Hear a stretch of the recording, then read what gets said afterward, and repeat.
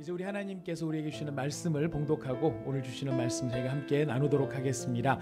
요한복음 20장 19절부터 23절까지의 말씀이 되겠습니다. 요한복음 20장 요한복음 20장 19절부터 23절까지의 말씀입니다. 요한복음 20장 19절부터 23절까지의 말씀, 본문 말씀을 저와 여러분이 한 절씩 교독해서 읽도록 하겠습니다. 제가 먼저 19절 말씀을 읽습니다. 지금 우리가 봉독하는 이 말씀은 살아계신 하나님의 말씀입니다. 이날 곧 안식 후 첫날 저녁 때에 제자들이 유대인들을 두려워하여 모인 곳의 문들을 닫았더니 예수께서 오사 가운데 서서 이르시되 너희에게 평강이 있을지어다. 이 말씀을 하시고 손과 옆구리를 보이시니 제자들이 주를 보고 기뻐하더라. 예수께서 또 이르시되 너희에게 평강이 있을지어다. 아버지께서 나를 보내신 것 같이 나도 너희를 보내노라. 이 말씀을 하시고 그들을 향하여 숨을 내쉬며 이르시되 성령을 받으라. 23절을 같이 읽겠습니다. 너희가 누구의 죄든지 사하면 사하여질 것이요 누구의 죄든지 그대로 두면 그대로 있으리라 하시니라. 아멘. 우리 지난 주일날 종료주일로 저희가 지켰고요. 한 주간 동안 고난주간 예수님께서 우리에게 복 주시기를 원하시는 하나님의 소원 때문에 우리에게 내리셔야 될 모든 형벌을 사랑하는 독생하신 예수님에게 내리심으로 우리가 그 앞에서 참된 복을 누릴 수 있도록 예수님께서 고난당하신 그 고난의 의미를 저희가 생각하면서 한 주간 고난주간 특별 새벽기도회로 지냈습니다. 이제 오늘 아침은 예수님이 다시 살아나신 그 부활을 저희가 기념하며 또 축하하며 서로를 축복하며 주님께서 우리에게 찾아오신 제자들에게 찾아오신 예수님처럼 우리의 삶에도 또한 찾아오셨고 또 찾아오시기를 바라는 마음으로 오늘의 말씀을 나누도록 하겠습니다. 오늘 이 본문 말씀은 저희들이 참 오랜 시간을 두고 계속해서 묵상하고 시간 날 때마다 또 되새겨보고 읽어보고 그렇게 반복해서 우리의 마음에 새겨도 좋을 너무 귀중하고 소중한 말씀입니다. 여러분 그 뜻을 잘 헤아려 보시면서 여러분들의 평생의 삶에 이 말씀이 여러분들의 삶에 힘을 주시는 말씀이 되기를 바라겠습니다. 예수님께서 돌아가신 날은 금요일 돌아가셨습니다. 그리고 토요일 날 안식일을 보냅니다. 유대인의 안식일은 토요일이죠. 그리고 그 안식 후 첫날 되는 곧 우리로 말하면 주일인데요. 이 주일날 예수님께서는 참 많은 일들을 하셨습니다. 성경에 보면 마리아에게 보이셨다라고 되어 있고요. 또 시몬에게도 나타나셨다라고 되어 있고 또 엠마오로 내려가는 두 제자들에게도 나타나셔서 그 제자들에게 예수님이 살아나셨다는 사실을 알려주십니다. 우리 성경을 한번 찾아보겠는데요. 누가복음 24장 33절에서 35절까지의 말씀이 되겠습니다. 누가복음 24장 33절에서 35절 말씀입니다. 앞에 스크린에도 성경이 나오니까요. 여러분 앞에 스크린 보시고 읽으셔도 괜찮으시겠습니다. 우리 같이 한번 찾으셨을 말씀을 읽겠습니다. 곧 그때로 일어나 예루살렘에 돌아가 보니 11 제자 및 그와 함께한 자들이 모여 있어 말하기를 주께서 과연 살아나시고 시몬에게 보이셨다 하는지라. 두 사람도 길에서 된 일과 예수께서 떡을 떼심으로 자기들에게 알려지신 것을 말하더라. 지금 이 이야기를 하고 있는 사람들은 누구냐면 바로 엠마오로 내려가던 두 제자가 예수님을 발견하고 예수님을 경험하고 다시 예루살렘으로 올라와서 지금 제자들 앞에 모여서 보고를 하는 것입니다. 우리가 엠마오로 가고 있었는데 그때 예수님이 우리를 찾아오셨어. 우리가 예수님과 말씀을 나누다 보니 그분이 살아나신 예수님이라는 것을 깨닫게 되었습니다. 라고 올라와서 이야기를 하고 있는 것입니다. 바로 그 동일한 배경 속에 바로 그 동일한 지금 누가복음의 이야기의 그 동일한 이야기가 오늘 우리가 읽은 요한복음 20장 본문 말씀의 배경이 되는 것입니다. 바로 그렇게 제자들이 모여서 예수님을 만난 살아나신 예수님을 만난 여러 가지 이야기들을 하고 있는 이 상황 속에 지금 요한은 몇 가지 사실을 덧붙여서 이야기를 하고 있습니다. 그 첫날 저녁 때 제자들이 모였는데 그 모인 것이 기쁘게 모여서 예수님이 부활하셨습니다. 찬송합시다. 이렇게 모인 것이 아니라 그들이 지금 어떤 상황 속에서 모였는지 제자들이 유대인들을 두려워하여 모인 곳에 문들을 닫고 모였다라고 이야기를 합니다. 여기서는 문을 닫았다라고 되어 있지만 다른 번역 성경에 보면은 문을 잠궜다라고도 되어 있습니다. 뭐 닫았든 잠궜든 중요한 건 뭐냐면 그들이 유대인들을 두려워하는 마음에 사로잡혀서 자신들끼리 모여서 오들오들 떨고 있는 상황이었다 하는 것을 이야기를 해주십니다. 지금 이들이 모여 있었을 때 이 모여있는 제자들의 마음은 지금 예수님의 이 부활을 기억하고 부활하신 예수님이 부활하셨다는 소식을 들으면서 기뻐하기 위해서 모였다기보다는 그들은 지금 사실 영적으로 음습하고 뭔가 어두운 그런 속에 갇혀서 지금 이 자리에 모여 있는 상황입니다. 지금 예수님께서 이들을 찾아오셨을 때 이들의 심정이 과연 어떠했는가?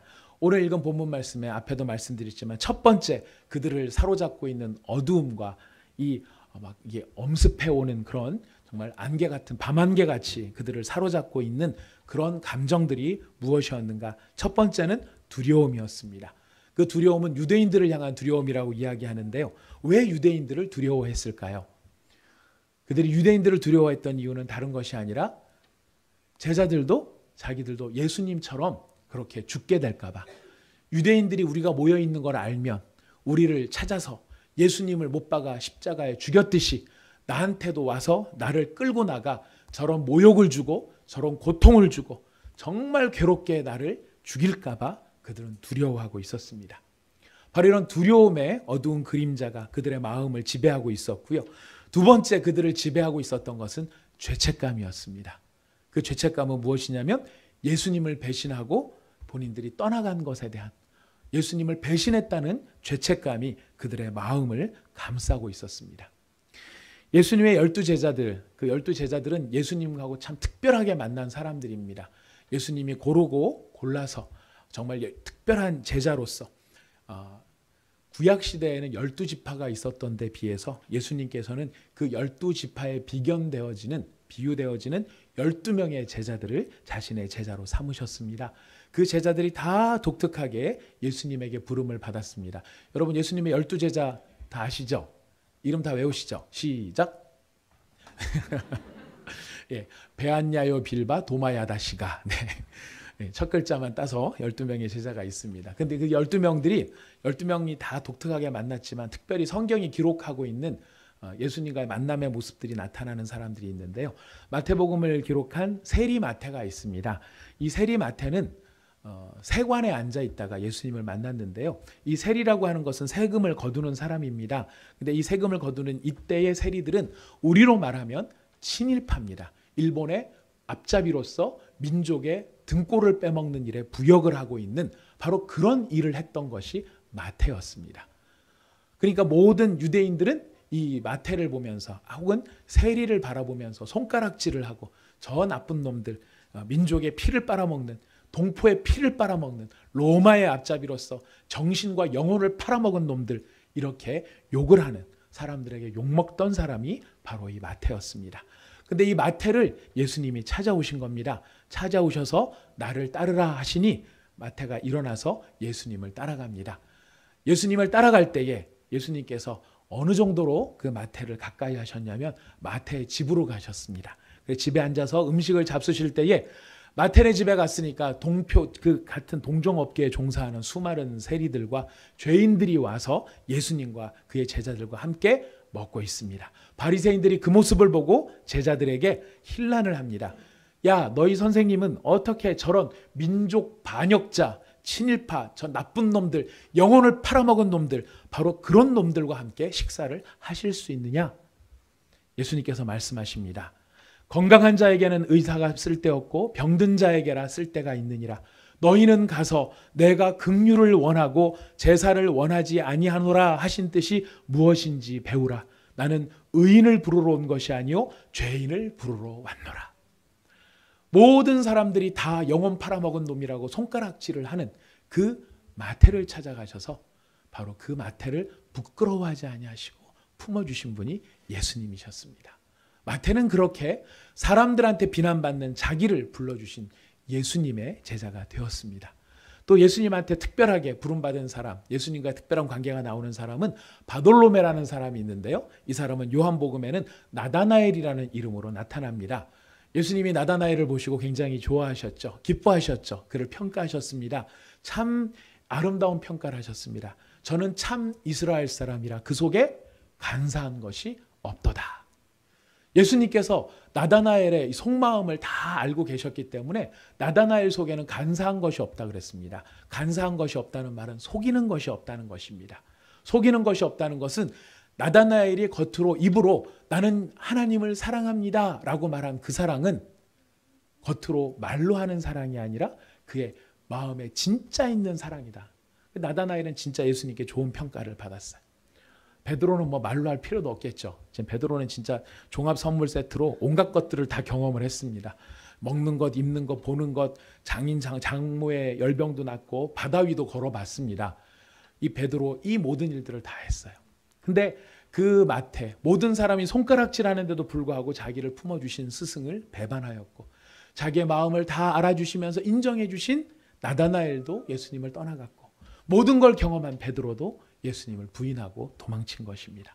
바로 그런 예수님을 버렸다는 사실, 결정적인 순간에 예수님을 배신했다는 그 죄책감, 바로 그런 죄책감에 제자들은 사로잡혀 있었습니다.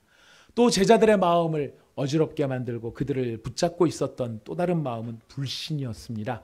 그 불신은 무엇이었냐면 예수님이 살아계실 때 여러 번 말씀하셨습니다. 내가 너희들보다 먼저 내가 죽었다가 다시 살아나서 너희들 먼저 예루살렘에 갈 것이다. 이런 이야기를 하셨어요. 이런 이야기를 여러 번 하셨으면 적어도 그 말씀을 믿었던 사람들이라면 어떻게 해야 될까요? 일요일날 아침, 주일날 아침 무덤가 앞에 가서 예수님 앞에 도열해서 빠라바라밤 뭐 빵빠레를 우리 아까 현일 형제가 빵빠레 얘기를 하셨는데 밴드를 동원할 수는 없었더라도 우리 전부 다 제자들이 모여서 두 줄로 서가지고 예수님한테 이렇게 팡파레를 하면서 기다려야 될 텐데 아무도 기대하지 않았습니다. 진짜 죽어버렸구나, 끝났구나. 그들은 또한 무엇을 못 믿었냐면은 예수님이 다시 살아나셨다는 사실을 수많은 사람이 이야기를 합니다. 여인도 보았고 시몬도 보았다고 누가복음 이야기를 하고 있고 또 엠마오 마을로 내려가던 그 사람들도 예수님을 보았다고 이야기하는데 그 이야기를 들은 제자들은 그 이야기를 믿지 않았습니다. 수군거리면서 불신하였습니다. 또 그들의 마음 가운데 있었던 또 다른 마음은 불안이었습니다. 이 불안은 무엇이었을까요? 그래도 혹시 진짜 예수님이 만약 살아나셨다면 그 예수님이 자신들에게 와서 칭찬을 하실까요? 책망을 하실까요? 자기들도 알거든요. 예수님이 진짜 살아나셨다면 그 살아나신 예수님을 다시 볼 수 있을까? 내가 이렇게 너무 큰 죄책감 속에 우리의 행위를 또 책망하지 아니하실까? 심판하지 아니하실까? 이런 불안이 그들의 영혼을 지배하고 있었을 것입니다. 아니면 어떤 사람들은 그 중에 이런 원망을 하는 사람이 있었을지도 모릅니다. 아니, 죽은 자도 살리고 바다 위도 걸으시고 자기 말 한마디면 모든 걸 다 할 수 있었던 그분이 어떻게 이렇게 허무하고 이렇게 무기력하게 죽어버릴 수 있나? 그렇게 강하게 이야기하시며 그렇게 똑똑하게 말씀하시던 그분이 어떻게 이렇게 허무하게 끝나버릴 수 있나? 그렇다면 도대체 내가 본 것은 무엇이고 나는 왜 이 사람을 따라왔던가? 이런 원망의 마음이 그들의 마음속에 있었는지 모르겠습니다. 우리 주님께서 바로 그런 불안과 불신과 두려움과 죄책감, 원망을 하는 제자들 앞에 나타나셨습니다. 그리고 그들을 향하여 선포하신 말씀이 무엇입니까? 여러분 성경 안 읽으셨습니까? 여러분 우리 19절 말씀 한번 같이 다시 읽어보겠습니다. 요한복음 20장 19절 말씀 시작.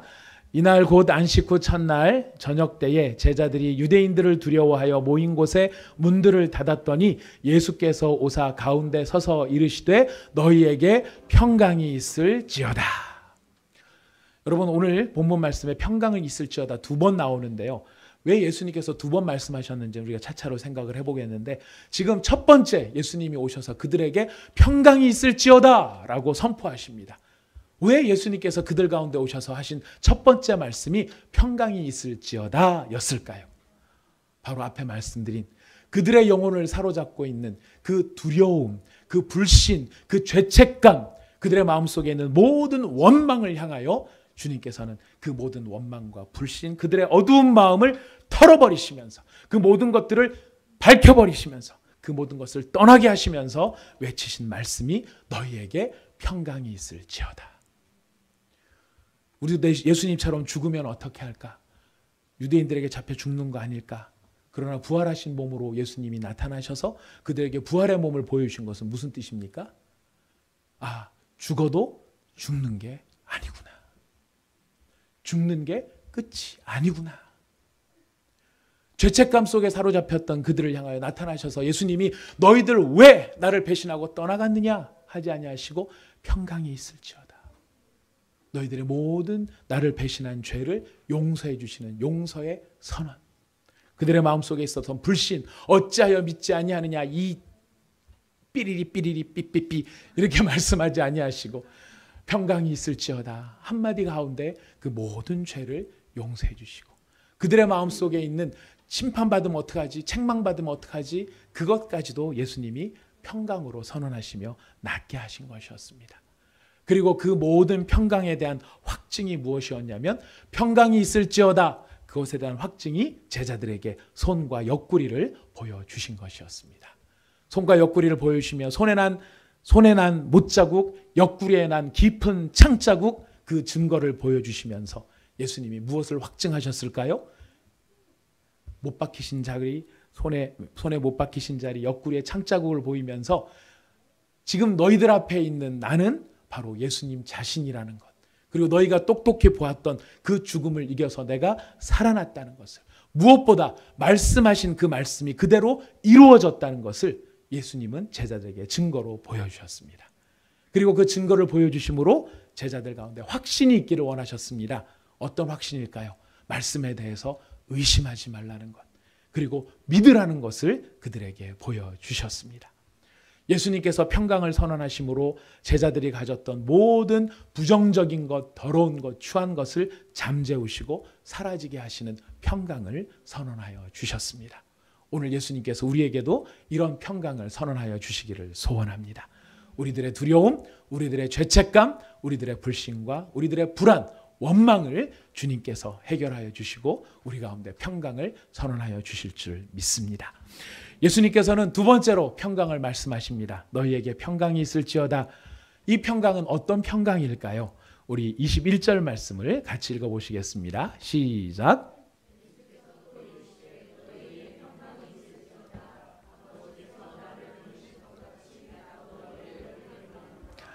예수님께서 평강을 말씀하시면서 두 번째 평강을 말씀하신 이유는 아버지께서 나를 보내신 것 같이 나도 너희를 보내노라. 이 말씀을 하시면서 평강이 있을지어다 이야기를 합니다. 아니, 왜 아버지께서 나를 보내신 것처럼 나도 너희를 보낸다는 사실이 예수님의 제자들에게 평강의 이유가 될 수 있었을까요? 평강의 이유가 되는 것, 지금 우리가 그것을 알기 위해서는요, 먼저 예수님께서 말씀하신 바 아버지께서 나를 보내신 것 같이 라고 하는 말의 의미를 알 필요가 있습니다. 아버지께서 나를 보내신 것, 여기에 대하여 예수님은 요한복음에 이렇게 이야기를 하고 계십니다. 우리 요한복음 7장 29절 말씀 읽어보도록 하겠습니다. 요한복음 7장 29절. 오늘 성경은 다 요한복음에서 나오니까요, 여러분들 요한복음만 잘 보고 계시면 됩니다. 요한복음 7장 29절 같이 읽어봅니다. 시작. 나는 아노니 이는 내가 그에게서 났고 그가 나를 보내셨음이라 하시니. 자, 여기서 말하는 나는 예수님입니다. 예수님이십니다. 예수님께서 나는 알고 있다. 뭘 알고 계십니까? 내가 그에게서 났다. 누구에게서? 하나님에게서, 아버지에게서. 그리고 그가 나를 보내셨는데 그는 누구입니까? 역시 아버지 하나님이십니다. 아버지께서 나를 보내셨다. 그 사실을 알고 있다고 말씀하십니다. 요한복음 3장 17절로 가보겠습니다. 요한복음 3장 17절. 요한복음 3장 17절 함께 읽어봅니다. 시작. 하나님이 그 아들을 세상에 보내신 것은 세상을 심판하려 하심이 아니요 그로 말미암아 세상이 구원을 받게 하려 하심이라. 자, 예수님께서 말씀하십니다. 하나님이 그 아들을 세상에 보내셨는데 보내신 이유가 무엇이라고요? 세상이 구원을 받도록 하기 위해서 보내셨다라고 이야기합니다. 요한복음 6장 38절 말씀 같이 읽어봅니다.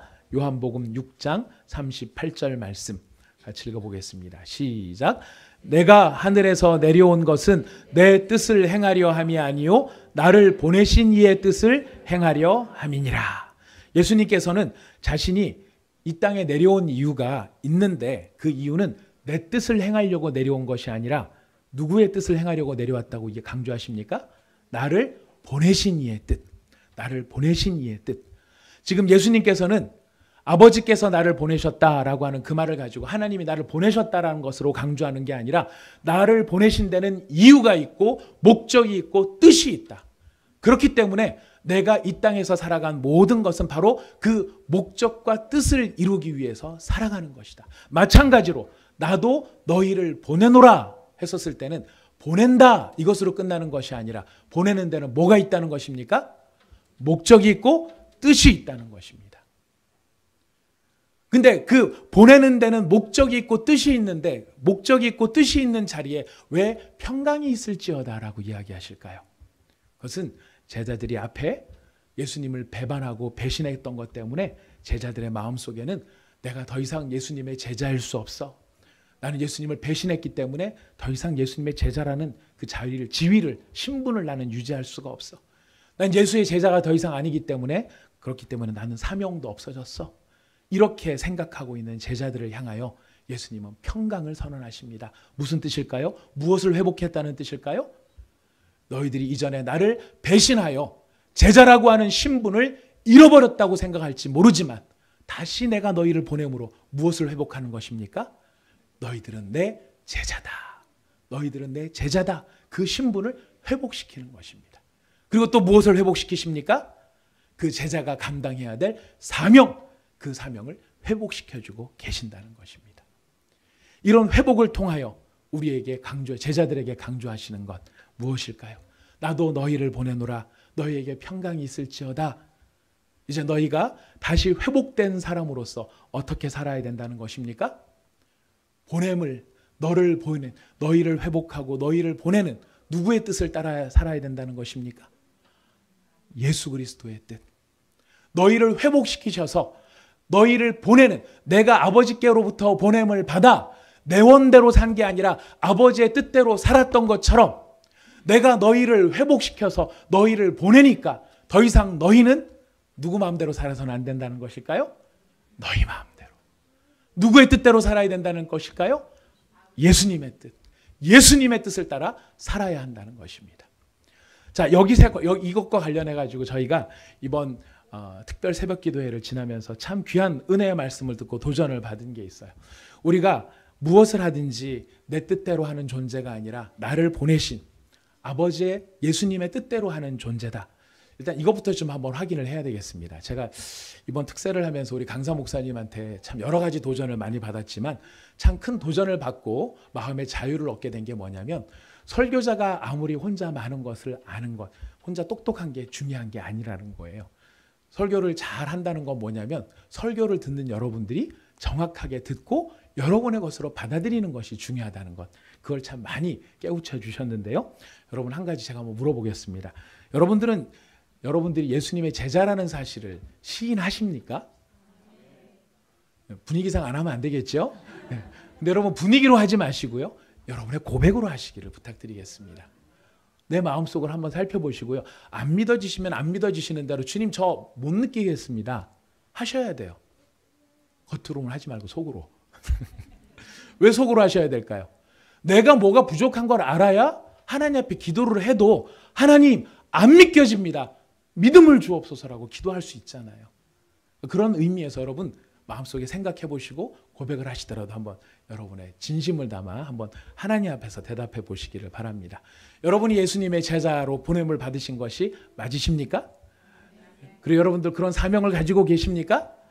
감사합니다. 그런 사명을 가지고 계신다면 여러분의 삶에는 목적이 있다는 것도 인정하십니까? 네. 그 목적은 어떤 목적입니까?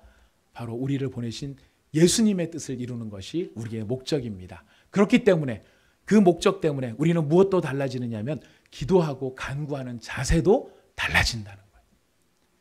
우리가 기도하고 간구할 때 하나님 앞에 필요한 것들을 다 구할 수 있습니다. 하나님 돈이 필요합니다. 하나님 지위가 필요합니다. 하나님 명예가 필요합니다.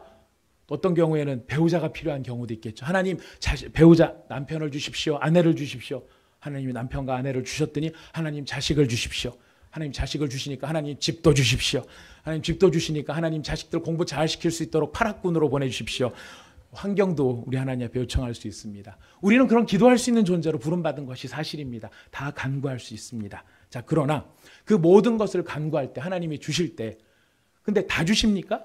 어떤 때는 또 안 주시는 때도 있어요. 그렇게 기도하는데도 안 될 때가 있어요. 왜 그럴까요? 그럴 때는 하나님이 묻고 계신 거예요. 다 자녀로 사랑하는 자녀이기 때문에 다 주시고 기꺼이 주실 때도 있지만 어떤 때는 아무리 기도해도 안 되는 경우들이 있는데 그 안 되는 경우는 노라는 경우도 있지만 더 근본적인 것은 하나님의 질문이라는 거예요. 어떤 질문일까요? 하나님 돈 좀 주세요. 하나님의 질문은 왜? 내가 너한테 이걸 왜 줘야 하냐? 이걸 너한테 왜 줘야 하냐? 하나님이 이렇게 질문하신다면 여러분 뭐라고 대답하시겠습니까? 하나님 지도에 보니까 제주도도 있고 발리도 있고 유럽도 있고 그리스도 있고 미국도 있던데 거기 가보라고 만들어 놓으셨죠? 하나님 저 좀 보내주세요. 돈을 왜 줘야 되느냐? 하나님 저 좀 다니며 여행 좀 하고 싶어요. 하나님 저 맨날 야구공 치고 배드민턴공 치고 또 테니스 치고 그랬는데 저도 남들처럼 채도 가늘고 공도 희고 작은 그것도 좀 치면서 살고 싶어요. 우리한테 그런 마음이 있을지도 모르겠어요. 하나님 앞에 돈 좀 주세요. 돈을 왜? 따져놓고 보면은 다 나 자신을 위하고 나의 만족을 위하고 내 목적을 위해서 살아가는 그런 우리들한테 때로는 하나님께서 기도응답을 더디게 하시면서 우리에게 질문하시는 것입니다. 그걸 내가 너에게 왜 줘야 되느냐? 하나님이 듣고 싶은 대답이 무엇일까요? 하나님이 기대하시는 대답이 무엇일까요? 하나님 제게 자녀 좀 주세요. 제게 남편 좀 주세요. 왜? 우리가 이렇게 대답하기를 기다리십니다. 하나님의 영광을 위하여 주시옵소서. 주의 나라의 일을 하기 위하여 주시옵소서. 내 만족과 내 기쁨을 위해서가 아니라 하나님께서 시키신 그 일을 깨닫고 주님의 목적을 위해서 그 일을 할 수 있도록 제게 이것을 허락하여 주시옵소서. 때때로 우리는 이런 이야기를 들었기 때문에 하나님 앞에 이렇게 말해야 된대 라고 생각해서 기도할 때 하나님 영광을 위해서 주세요. 예, 하나님께서 주실 수 있습니다. 그때 딱 주시면 우리가 오케이 받았어. 근데 됐어. 그 다음부터 어떻게 삽니까? 하나님의 영광을 위해서 주셨는데 그거를 달랄 때는 하나님의 영광을 위해서 달라고 해놓고 받고 난 다음에는 그때부터는 내 마음대로 쓰는 거예요. 내 마음대로 쓰는 모습들이 어떻게 나타납니까? 생색내면서요. 자랑하면서요. 하나님하고 상관없이 내 자랑과 명예를 위해서 그 모든 것들을 쓰는 경우들이 있을 수 있더라는 거예요. 여러분 이런 모습은 어떤 모습이냐면 저희가 지금 10계명 지난번까지 생각해 보는데 8계명에 뭐가 있었죠? 도둑질하지 마라가 있었습니다. 도둑질의 본질이 무엇이었습니까? 도둑질의 본질은 주인이 아닌 자가 주인 행세하는 것이 도둑질이에요. 우리가 도둑질하지 말라는 계명이 사람과 사람 사이의 계명 그것으로 끝나는 게 아닙니다. 도둑질하지 말라는 계명은 하나님과 우리 사이에도 존재하는 계명이에요. 하나님 물어보시는 거예요. 주인이 아닌 네가 왜 주인 행세를 하느냐? 주인 행세하는 그것이 바로 도둑질하는 것이다. 하나님께서는 우리가 주인이 아닌 것에 대해서 주인 행세하지 않기를 바라십니다. 그리고 우리가 고백한 것처럼 진정으로 내가 무엇을 하든 주님의 영광을 위하여서 하겠습니다. 주님의 나라의 일을 위하여서 이것을 구하겠습니다. 여러분 이렇게 우리의 기도와 간구의 방법도 달라지는 것이 바로 보냄받은 자의 모습이라는 것입니다. 여러분 무엇을 구하든지 하나님 나라의 영광을 위하여 구하시는 여러분이 되시기를 바라겠습니다. 여러분이 무엇을 소망하든지 하나님 나라의 일을 이루기 위하여 진심으로 그것이 여러분의 고백이 되어 그것을 간구하는 여러분들이 되시기를 바라겠습니다. 바로 그런 말씀을 하신 후에 주님께서 아주 독특한 행동을 하십니다. 여러분 22절 말씀과 23절 말씀 같이 읽어볼까요? 시작. 이 말씀을 하시고 그들을 향하여 숨을 내쉬며 이르시되 성령을 받으라. 너희가 누구의 죄든지 사하면 사하여질 것이요 누구의 죄든지 그대로 두면 그대로 있으리라 하시니라. 예수님께서 제자들에게 성령을 받으라고 말씀하십니다. 성령을 받으라고 이야기하시는데 그냥 받으라고 하면 되지. 왜 그들을 향하여 숨을 내쉬며 이르셨다라고 되어 있을까요? 숨을 내쉰다고 하는 말이 강조가 있는 이유는 뭔가 뜻이 있기 때문에 그럴 것입니다.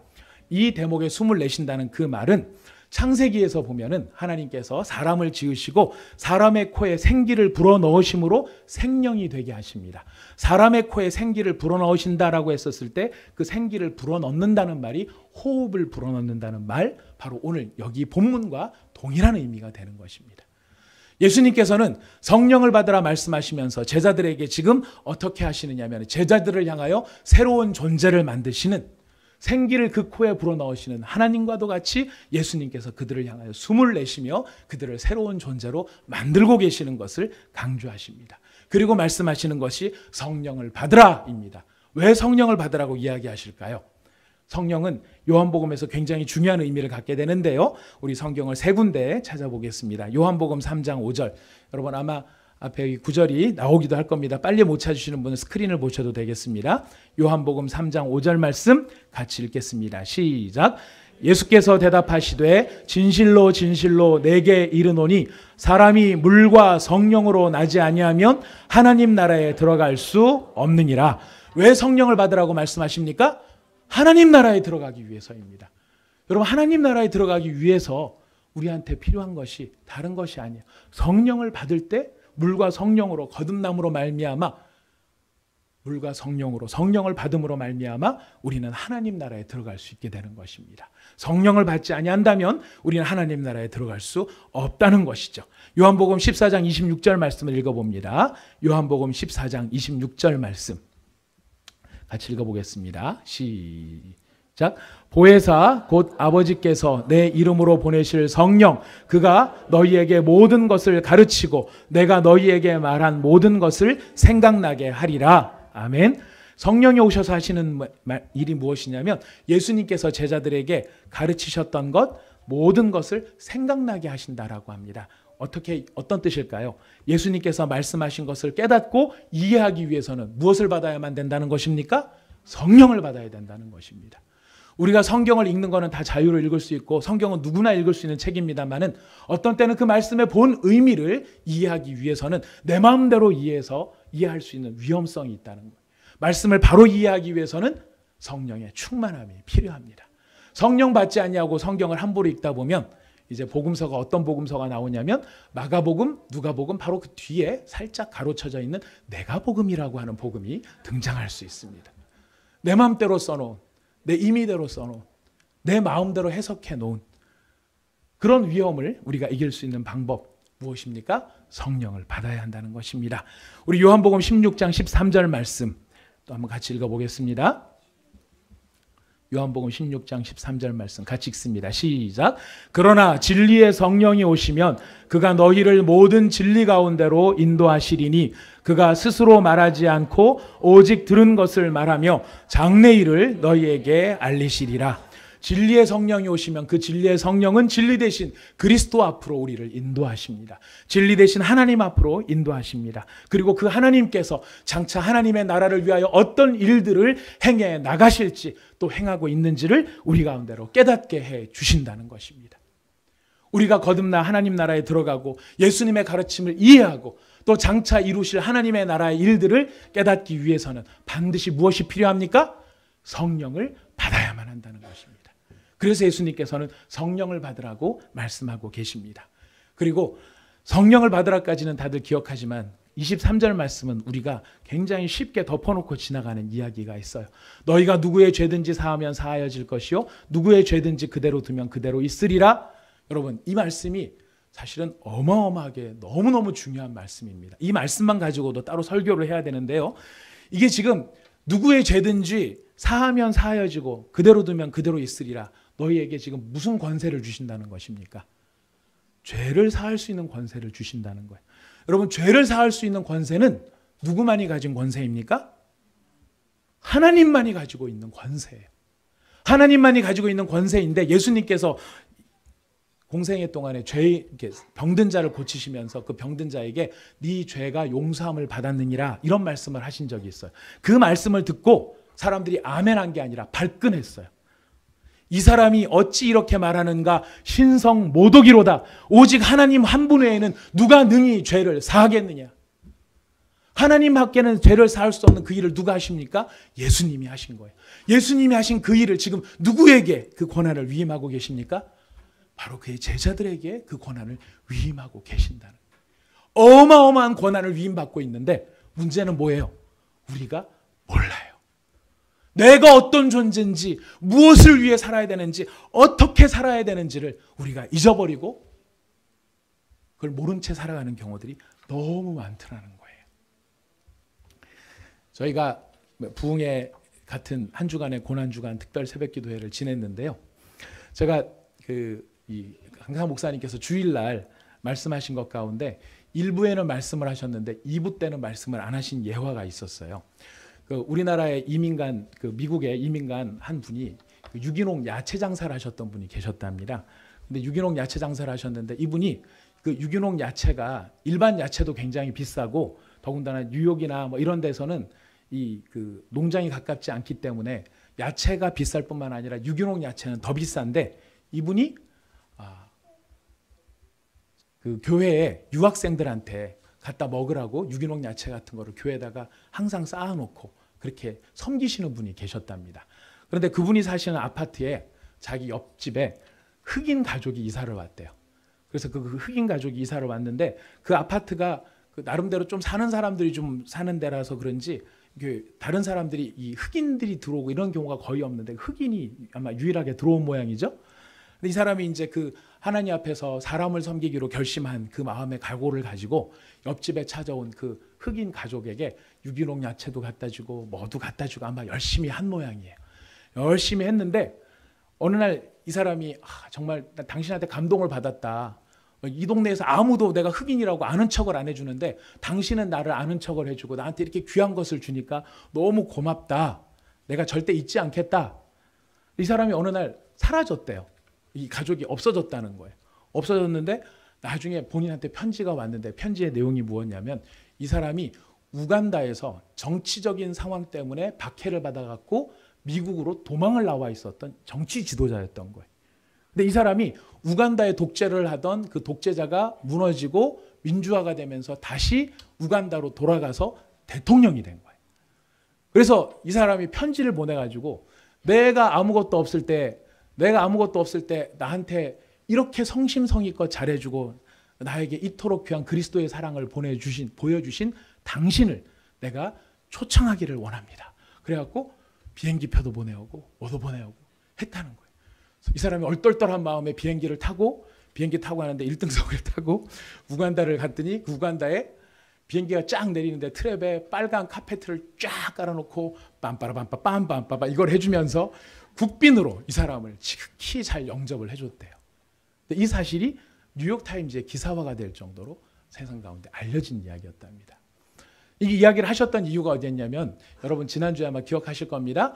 내가 만나는 사람들을 누구를 만나든지 시시하게 생각하지 말고 믿음으로 최선을 다하자 그 이야기를 하시면서 간증으로 예화를 주셨던 거예요. 근데 제가 이 예화에 진짜 은혜가 됐던 거 뭐냐 그 다음이었어요. 이게 세상에 알려지니까 수많은 사람들이 어디 주변에 흑인이 없나 그렇게 찾기 시작했다는 거예요. 이게 왜 은혜가 되었습니까? 제 나름대로 왜 은혜가 되었냐면 사람의 마음이 그렇더라는 거예요. 그 말씀의 본질은 무엇이냐면 이 교민이 이 사람이 우간다의 대통령이 될 줄 알고 섬긴 것도 아니에요. 이 사람이 누군지 알고 섬긴 것도 아니에요. 전혀 몰랐어요. 이유는 하나예요. 긍휼히 여기고 이 사람을 불쌍히 여기고 이 사람을 섬기는 마음으로 아무 대가를 바라지도 않고 그렇게 한 것뿐인데 이 이야기를 들은 우리는 어떻게 반응해요? 어디 흑인 없나? 라고 반응을 한다는 사실입니다.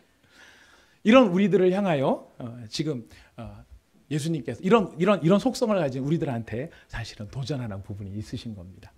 여러분 우리가 간증으로 들을 때는요 이런 이야기를 5분에 들어요. 그러다 보니까 시작부터 결론까지가 한 번에 딱 컴팩트하게 들어와서 되게 쉽게 느껴지는 거예요. 오호라. 그렇지. 시시하게 여기지 말고 믿음대로 잘 섬기면 이런 생각하지도 못하는 복도 받을 수 있는 거구나. 그럼 여러분, 우리가 5분에 듣는 그 이야기는 실제 일어난 시간이 얼마나 될까요? 실제 일어난 시간은요, 제가 잘 기억을 못했는데 아까 나가시면 어느 성도님이 그 얘기를 들으신 성도님이 저에게 알려주시더라고요. 목사님 4년이었대요. 4년. 4년을 섬긴 일이에요. 4년을 섬긴 그 일을 우리는 간증을 들으면서 5분 동안 들으니까 할만하다, 쉽겠다, 할 수 있다, 해보자, 하면 된다 막 이러면서 하는 거예요. 했는데 해보니까 돼요? 아니에요. 4년간 여러분 섬긴 이분 진짜 대단하다고 생각된 게 뭐냐면, 유기농 야채 이런 거 막 주면 사람들이 고마워할 때도 있지만 어쩌다 먹다 보면 막 벌레 나오고, 유기농이니까 싱싱하니까 나올 수 있잖아요. 그러면 그걸 갖고 어머 정말 싱싱하네요 이러면서 좋아하는 게 아니라, 어서 이런 먹지 못할 걸 주고 그러세요. 다음번에는 맨날 푸성기만 주지 마시고 방울토마토 이런 것도 좀 주세요. 이런 원망과 시비에 걸릴 수 있다는 거예요. 먹기는 잘 받고 고맙습니다. 돌아와서 뒤에 가서 아이고 맨날 이런 것만 주고, 이렇게 고마운 줄 모르고 욕하는 사람들도 만날 수 있다는 거예요. 그럼 우리는 어떻게 합니까? 에라이씨, 안 해. 뭐하러 이런 걸 해? 이럴 수 있다는 거예요. 좌절할 수 있고 낭망할 수 있고 포기할 수 있다는 거예요. 오늘 말씀은 무엇을 우리에게 가르칩니까? 바로 그런 좌절과 낭만과 포기, 선을 행하다가 그 열매가 보이지 않고, 기도하는데도 속히 응답되지 않고, 내가 바라고 있는데도 불구하고 응답되지 않는 그런 상황이 우리 가운데 찾아왔을 때 누구 앞으로 나오라는 것입니까? 부활하신 예수 그리스도 앞으로 나오라는 것입니다. 예수님이 제자들에게 평강을 주시고 두려움을 물리쳐 주시고 죄책감을 없애 주시고 그들이 가진 불신과 원망을 풀어 주셨다. 이 이야기를 우리가 뒤집어 놓고 말한다면, 우리한테 원망이 있고 의심이 있고 불신이 있고 죄책감이 있고 두려움이 나를 사로잡을 때 누구에게로 가야 평강을 얻을 수 있다는 것입니까? 예수 그리스도, 부활하신 예수 그리스도, 그분 앞에 갈 때 우리는 평강을 얻을 수 있다는 것입니다. 내가 말씀을 깨닫는 게 둔하고 하나님의 일에 대한 관심이 없고 장래일이 어떻게 될지 모르는 그런 방향을 잃어버린 삶을 살아가고 있을 때, 좋은 말이 있더라고요. 사람이 흔들리는 이유는 목적이 없어서 흔들리기보다는 원칙이 없기 때문에 흔들린다는 얘기가 있더라고요. 원칙 없는 삶 속에서 세상 사람인지 예수의 제자인지 모르고 살아갈 때, 그런 내가 깨우치기 위해서는 성령을 받아야 하는데 어디로 가야, 누구에게로 가야 성령을 받을 수 있습니까? 부활하신 예수께로 가야 성령을 받을 수 있다는 것입니다. 우리가 가진 그 권세를 회복하기 위해서 누구 앞으로 가야 한다는 것입니까? 예수 그리스도 앞으로 가야 한다는 것입니다. 우리가 부활절을 맞이하며 주님 앞에 이 말씀을 받습니다. 주님의 초청의 음성을 듣습니다. 너희가 진정으로 평강을 원하는가? 너희가 진정으로 목적 있는 삶을 살기를 원하는가? 너희가 성령에 충만하기를 원하는가? 너희가 이 세상에서 하나님께서 주신 하나님의 대리자로서 그 죄사함의 권세로 하나님의 영광을 나타내면서 살기를 원하는가? 누구 앞으로 나오라고요? 부활하신 예수 그리스도 앞으로 나오라는 것입니다. 여러분 모두 여러분의 발걸음을 들어 부활하신 주님 앞에 나가시기를 축복합니다.